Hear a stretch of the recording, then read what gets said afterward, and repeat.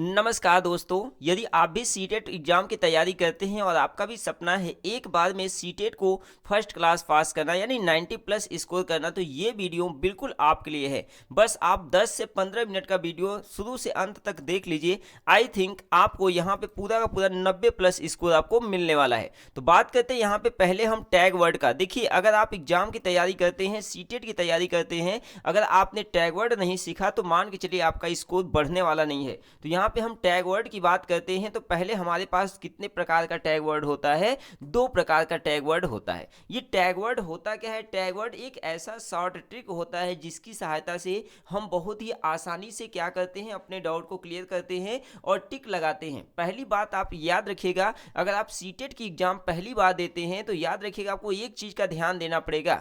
आपको जितने भी यहाँ पे आंसर देना है वह बच्चों के हित के लिए देना है, अपने लिए नहीं देना है। जिसके वजह से बच्चों को नुकसान होता है वह आपका ऑप्शन गलत होगा, जिसके वजह से बच्चों को फायदा पहुंचता है वह आपका क्या होगा? सही होगा। अगर इतना अपने दिमाग में आप बैठा लेते हैं तो आपके लिए जो सीटेट एग्जाम है कोई बहुत बड़ी चीज नहीं है। तो अपने दिमाग में यही बैठाना है कि जो ये काम होने वाला है यह बच्चों के लिए लाभदायक है कि नहीं। यहाँ पे मैं कुछ पॉजिटिव टैग वर्ड की बात करूंगा जिसकी सहायता से आप अगर क्वेश्चन में पॉजिटिव क्वेश्चन पूछेगा तो देखते ही आंसर लगाएंगे। अगर किसी भी क्वेश्चन में आपका जिक्र कर देता है दोस्त क्या कि सकारात्मक यानी पॉजिटिव की बात यहाँ पे आपकी होती है, जैसे मान लीजिए वह व्यक्ति बहुत सकारात्मक सोच रखता है, तो यहाँ पे सकारात्मक अगर शब्द आ जाता है तो वह ऑप्शन आपका बिल्कुल सही हो जाएगा, यानी ऑप्शन नंबर आपका सकारात्मक बिल्कुल सही हो जाएगा। अगर किसी भी सेंटेंस में आपको खुशी होना दिखाई देता है, जैसे वह अच्छा नंबर पाकर बहुत खुश हुआ, यानी वह कोई परीक्षा देता है और उसमें अच्छा नंबर पाकर क्या होता है? बहुत खुश महसूस होता है, तो ये भी ऑप्शन बिल्कुल सही जाएगा। तो ऑप्शन ये भी आपका क्या होगा दोस्त? बिल्कुल सही होगा। यदि आप मेरे चैनल पे पहली बार विजिट किए हैं तो ईमानदारी से चैनल को सब्सक्राइब करके बेल आइकन को ऑन कर दीजिए, क्योंकि जो आपका ये सब्सक्राइब होता है यह मेरे लिए भी मोटिवेशन का काम करता है। अगर क्वेश्चन में आपको कहीं पर दिख जाए क्या दोस्त? प्रेरणादायक यानी इंस्पिरेशनल आपसे अगर पूछ दिया जाए, प्रेरणादायक आपसे पूछ दिया जाए, जैसे मान लीजिए आप बच्चों के क्लास में यदि बच्चे ऊब रहे हैं, बोरियस फील कर रहे हैं, यदि आप मोटिवेशन चीज वहां पे दिखाते हैं, प्रेरणादायक कहानियां उनको सुनाते हैं, तो यह बच्चों के हित के लिए होगा, तो यह ऑप्शन आपका सही जाएगा, यानी पॉजिटिव टैग वर्ड के अंतर्गत आएगा। अगर किसी भी बच्चे को सफलता प्राप्त होती है तो आपका पॉजिटिव टैग वर्ड होता है। यदि आपका किसी भी सेंटेंस में शक्ति दिखाई दे दे, आशा दिखाई दे दे, विश्वास दिखाई दे दे, प्रेम दिखाई दे दे, सफल दिखाई दे दे, समृद्धि दिखाई दे दे, खुशियां दिखाई दे दे, आभार दिखाई दे दे, तो ये सारे सेंटेंस किसके अंतर्गत आते हैं मेरे भाई? यह आपका पॉजिटिव टैग वर्ड के अंतर्गत आता है। तो आई थिंक आपको ये सारी चीजें बिल्कुल अच्छे तरीके से क्लियर हो पा रहा है। अगर क्लियर हो पा रहा है तो एक बार ईमानदारी से कमेंट करके बताएंगे कि ये वीडियो आपको कैसा लगा। अगर कोई बच्चा अपने सब्जेक्ट को लेकर संघर्ष करता हुआ दिखाई दे रहा है कि वो बच्चा सीखने के लिए बहुत प्रेरित है, बहुत संघर्ष कर रहा है, तब भी वहाँ पे आपका पॉजिटिव टैग वर्ड होगा। अगर कोई बच्चा सीखने के प्रति, कोई कार्य करने के प्रति धैर्यवान रहता है, तब भी वो आपका क्या होगा? पॉजिटिव टैग वर्ड होगा। अगर कोई बच्चा समर्पण की भावना रखता है कि मैं अपना पूरा लाइफ इस सब्जेक्ट के लिए, मैं इतना समय इस सब्जेक्ट के लिए न्यौछावर करता हूँ, समर्पित करता हूँ, तो वहाँ पर भी आपका क्या होगा? यानी डेडिकेशन जो आपका होगा ये पॉजिटिव टैग वर्ड के अंतर्गत आता है। आत्मविश्वास की जहां पे बात आती है, जिसे हम सेल्फ कॉन्फिडेंस करते हैं, ये भी आपका आत्मविश्वास के अंतर्गत आता है। दोस्त, यदि आप सीटेट की तैयारी करते हैं तो एक चीज और आप समझ लीजिए कि अगर आपको यहाँ पे सभी के प्रश्न अच्छे तरीके से सीखना होगा तो आपको यहाँ पे इंग्लिश के नॉलेज को भी आपको बेहतर बनाना पड़ेगा, क्योंकि कुछ ऐसी चीजें होती हैं जो इंग्लिश में ज्यादा अच्छे तरीके से क्लियर होती हैं। अगर क्वेश्चन में कहीं आपको साहस दिखाई दे दे तो साहस दिखाई दे देगा तो वो भी ऑप्शन आपका सही होगा। उमंग के साथ, मित्रता के साथ, ज्ञान के साथ, ये तीनों के साथ आपका पॉजिटिव टैग वर्ड जाएगा, यानी पॉजिटिव आंसर बिल्कुल करेक्ट आपका होगा। बात करते हैं नेक्स्ट स्लाइड में, यहां पर भी आपका पॉजिटिव टैग वर्ड है, क्योंकि मेरा टारगेट है 15 से 20 मिनट में जितने भी टैग वर्ड होते हैं, जितने भी इंपॉर्टेंट क्वेश्चन होते हैं, आपके दिमाग में हमेशा के लिए कंठस्थ कर देना। याद रखना दोस्त, जब आप एग्जाम हॉल में जाएंगे तो यह टैग वर्ड आपको याद दिलाएगा कि नहीं हमने एक टैग वर्ड यहाँ पर सीखा था। अगर सफलता की कुंजी की बात करता है वो तो आपका टैग वर्ड पॉजिटिव में आएगा। मुस्कान हो गया, प्रगति हो गया, उत्साह हो गया, उपलब्धि हो गया, और आपका सपने हो गए, संजीवनी हो गया, मजबूती हो गया, सहनशीलता की बात आएगी, सौंदर्य ब्यूटी की बात आएगी। तो ये सारे के सारे जो टर्म होंगे दोस्त, यह आपका पॉजिटिव टैग वर्ड के अंतर्गत आएंगे। आई थिंक आपको ये चीजें पूरा क्लियर हो गया होगा। मैं यहाँ पे आप लोगों को सीटेट एग्जाम की तैयारी करवाने के लिए उपस्थित हुआ हूँ। दोस्त आप ईमानदारी से चैनल को सब्सक्राइब कर लेंगे। अगर आपको इसका पीडीएफ चाहिए तो एग्जाम क्रैक के ऑफिशियल टेलीग्राम चैनल को आप डाउनलोड करके वहां पे और उसको ज्वाइन कर लीजिए। आई थिंक आपको पूरा का पूरा यहाँ से पीपीटी भेजने के बाद उसको पढ़कर आप अच्छे तरीके से अपने नॉलेज को और भी इंक्रीज कर सकते हैं। बात करते हैं यहाँ पे निगेटिव टैग वर्ड का, यानी जो निगेटिव टैग वर्ड होता है, जो नकारात्मक शब्द होता है। अगर एक चीज और याद रखना दोस्त, यदि क्वेश्चन आपका दिया रहे, अगर उस क्वेश्चन में आपका पॉजिटिव रिस्पांस मिलेगा तो आप पॉजिटिव वाला आंसर खोजेंगे, यदि निगेटिव रिस्पांस आपको मिलेगा तो आप निगेटिव वाला आंसर खोजेंगे। तो जहां पे निगेटिव टैग वर्ड आएगा, बात करते हैं अगर किसी क्वेश्चन में आपके को नकारात्मक यानी निगेटिव की भावना आती है तो आपका निगेटिव टैग वर्ड के अंतर्गत आता है। दुख की भावना प्रकट होती है, असफलता की भावना यदि उसको सताती है, उसको डर लगता है, भय लगता है, वह डर के वजह से कोई कार्य करता है, या अविश्वास उसके पास है कि हम ऐसा काम नहीं कर सकते, तो ये सारे के सारे जो पॉइंट आते हैं या निगेटिव टैग वर्ड के अंतर्गत आते हैं। अगर हम बात करते हैं घृणा की बात करते हैं, यानी हिटे अशांति की बात करते हैं, तनाव की बात करते हैं, क्रोध की बात करते हैं, तो ये जितने भी आपके टर्म आते हैं, सभी के सभी जो टर्म होते हैं मेरे भाई, यह आपका निगेटिव टैग वर्ड के अंतर्गत होता है। आई थिंक आपको ये वीडियो बेहद पसंद आ रहा होगा। असंतोष की भावना की जहां पे जिक्र किया जाएगा तो यह आपका निगेटिव टैग वर्ड में होगा। पराजय हो गया, दोष हो गया, ईर्ष्या हो गया, अवसाद हो गया, निराशा हो गई, बेचैनी हो गया, असुरक्षा हो गया, हानि हो गया, ये सारे के सारे जो टर्म आपके होते हैं निगेटिव टैग वर्ड के अंतर्गत आते हैं। जैसे मान लीजिए आप कोई काम करते हैं, आप क्रिकेट खेलते हैं, वहां पे आपका पराजय होती है तो आपका वहां पे निगेटिव टैग वर्ड होगा। आप किसी की कमी निकालते हैं, किसी की गलतियां निकालते हैं, किसी को दोषी ठहराते हैं, तब भी आपका निगेटिव टैग वर्ड होगा। अगर आप किसी के प्रति ईर्ष्या की भावना रखते हैं, जैसे मान लीजिए एक क्लास है, एक क्लास में दो मित्र रहते हैं, एक मित्र बहुत तेज है, एक मित्र कमजोर है, तो जो तेज वाला मित्र है वो जो कमजोर मित्र है वो अगर तेज वाले मित्र से नफरत करता है, घृणा की भावना रखता है, ईर्ष्या की भावना रखता है, तो निगेटिविटी यानी आपका निगेटिव टैग वर्ड के अंतर्गत आएगा। अवसाद की बात तो नहीं होनी चाहिए, यानी कोई बच्चा डिप्रेशन में नहीं जाना चाहिए। अवसाद का मतलब होता है डिप्रेशन, यानी डिप्रेशन में नहीं जाना चाहिए। जैसे मान लीजिए अगर कोई बच्चा सीटेट एग्जाम इस बार क्वालिफाई नहीं कर पाता है तो उसे वहाँ पे डिप्रेशन में नहीं जाना चाहिए, क्योंकि फिर से मेहनत करिए और फिर से अपने नॉलेज को इंक्रीज करिए, और फिर से नॉलेज को इंक्रीज करेंगे तो वह आपका जो समस्या होगा वह दूर हो जाएगा। लेकिन डिप्रेशन से काम होने वाला नहीं है। डिसअपेयर नहीं होना चाहिए, यानी निराशा आपको नहीं होना चाहिए, निराशा की भावना आपको आपके अंदर नहीं आनी चाहिए। बेचैनी आपके अंदर नहीं होनी चाहिए, अगर बेचैनी आपका होता है तब भी आपका निगेटिव टैग वर्ड होता है। असुरक्षा के दृष्टिकोण से निगेटिव टैग वर्ड होगा। अगर आप कोई काम करते वहाँ पे हानि होता है, लॉस होता है, तब भी आपका निगेटिव टैग वर्ड होता है। आइए दमदार तरीके से हम कुछ और भी बेहतरीन टैग वर्ड के बारे में यहाँ पे समझते हैं। अगर विफलता की बात आ जाता है, यानी वो कोई भी वह काम करता है वो फेल्योर हो जाता है, वह उसका सक्सेस नहीं होता है। जैसे आपने सीटेट का एग्जाम दिया और वह सीटेट आपका नहीं क्लियर हुआ, आप विफल हो गए, फेल्योर हो गए, तो वह भी आपका निगेटिव टैग वर्ड के अंतर्गत आएगा। असहाय की बात यहाँ पे आती है, जैसे कोई व्यक्ति असहाय है और असहाय की भावना जहाँ पे आती है, यानी हेल्पलेस की भावना आती है, तो निगेटिव टैग वर्ड होगा। अगर कोई बच्चा स्ट्रगल करता है, अगर कोई बच्चा स्ट्रगल करता है, संघर्ष करता है, तब भी आपका सीटेट के अकॉर्डिंग यह आपका निगेटिव टैग वर्ड माना जाता है।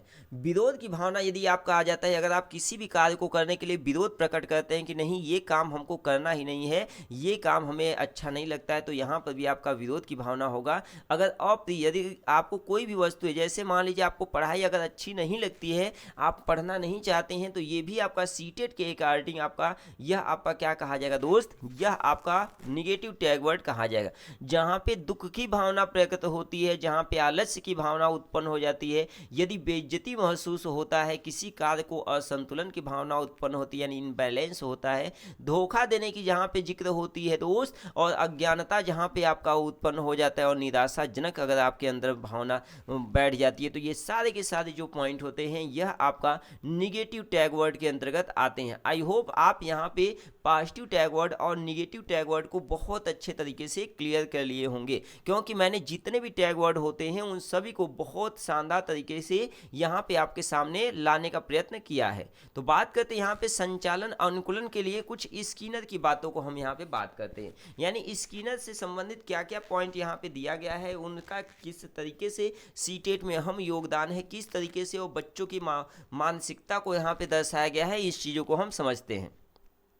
अगर संचालन अनुकूलन की बात करेंगे तो यहाँ पे स्किनर का मानना था कि किसी व्यवहार को उसके परिणामों के माध्यम से प्रभावित किया जाता है, यानी जो कोई बच्चा है, कोई व्यक्ति है, उसका जो व्यवहार होता है उसके परिणाम के माध्यम से वहाँ पे प्रभावित किया जा सकता है। और इनका जो सिद्धांत है वह सिद्धांत कहता क्या है दोस्त, वह कहता है कि अगर किसी व्यवहार के बाद सकारात्मक परिणाम यानी पॉजिटिव रेफरेंस मिलता है तो वह व्यवहार दोहराया जाता है, और इसके विपरीत यदि निगेटिव परिणाम मिलता है तो वह व्यवहार उसकी पुनरावृत्ति कम हो जाती है। मतलब यदि आप कोई काम करते हैं, यदि वहाँ पे सकारात्मक परिणाम मिलता है तो आप उस काम को फिर से करना चाहोगे, यदि निगेटिव आपका परिणाम मिलता है तो उसे आप करना नहीं चाहोगे। प्रमुख अवधारणा की जहाँ पे हम बात करते हैं तो पहला पॉइंट आपका दोस्त आ जाता है कि आप प्रशिक्षण आ जाता है, यानी यह किसी व्यवहार यानी जो आपका ये प्रशिक्षण है यह किसी व्यवहार को मजबूत करने के लिए प्रयोग में किया जाता है, और यह सकारात्मक और नकारात्मक दोनों हो सकता है।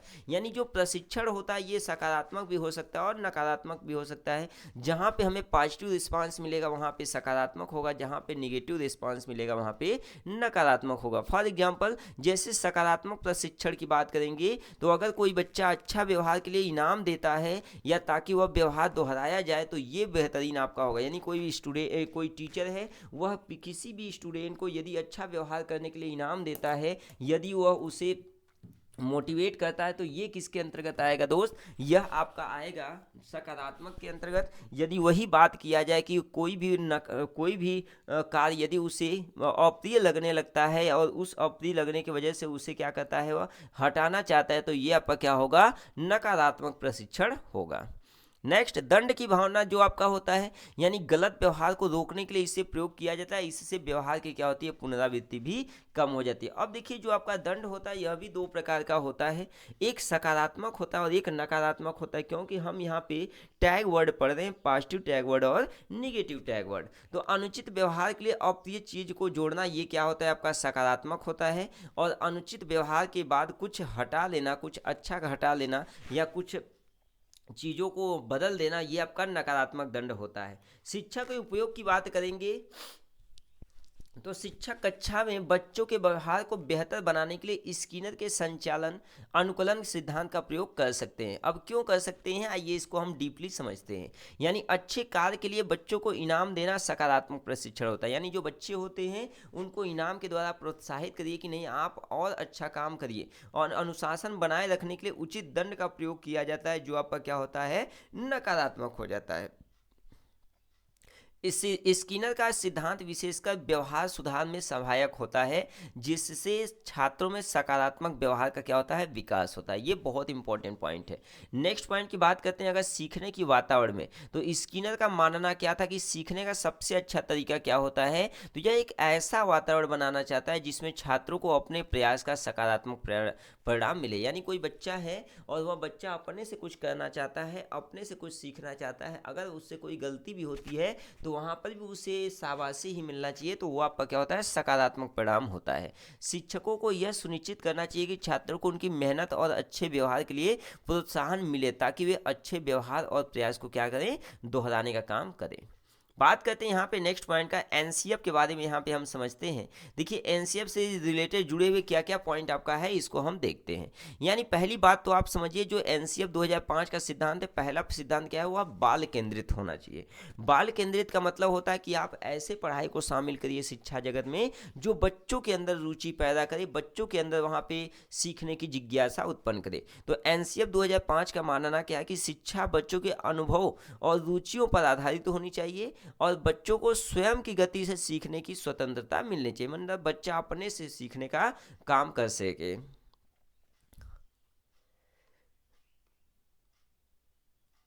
नेक्स्ट बात करते हैं क्या, यानी यह बच्चों को केवल याद करने के बजाय समझने, प्रश्न पूछने और खोजने की प्रेरणा देता है। समावेशी शिक्षा, यानी जो सेकेंड आपका इसका सिद्धांत है वो क्या है, समावेशी तरीका। देखिए समावेशी तरीका क्या होता है, यानी सभी बच्चों को चाहे उसकी सामाजिक, आर्थिक या शारीरिक स्थिति कैसी भी हो, समान अवसर प्रदान करना चाहिए। बिल्कुल सही, यानी कोई बच्चा गरीब है, कोई बच्चा अमीर है, सभी लोगों को समान अवसर प्रदान होना चाहिए। ये कौन सा है आपका समावेशी तरीका होता है। और विशेष आवश्यकताओं वाले बच्चों को शिक्षा प्रणाली में समाविष्ट करना भी हिस्सा होता है। यानी विशेष का मतलब आपका है, जिस प्रकार से कोई बच्चा गूंगा हो जाता है, बहरा हो जाता है, अंधा हो जाता है, तो उनको भी शिक्षा लेने का समान अधिकार प्राप्त होता है। ज्ञान निर्माण की बात करेंगे तो यहाँ पे शिक्षा को रटने की बजाय वास्तविक जीवन के अनुभवों और प्रयोगों पर आधारित होना चाहिए। और बच्चे ज्ञान का निर्माण स्वयं करते हैं, इसलिए शिक्षा का कार्य उनके सीखने में मार्गदर्शन उत्पन्न करता है। तो ये सभी के सभी जितने भी पॉइंट आपका है, ये बच्चों के हित में किया गया है। तो ये आपका एनसीएफ 2005 के अकॉर्डिंग बताया गया है।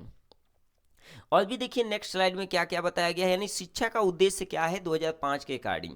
तो एनसीएफ 2005 के अनुसार शिक्षा का उद्देश्य बच्चों में मूल्य प्रणाली, नैतिकता और एक अच्छे नागरिक बनने की भावना का विकास करना आपका किसके अंतर्गत आता है, एनसीएफ के अंतर्गत आता है।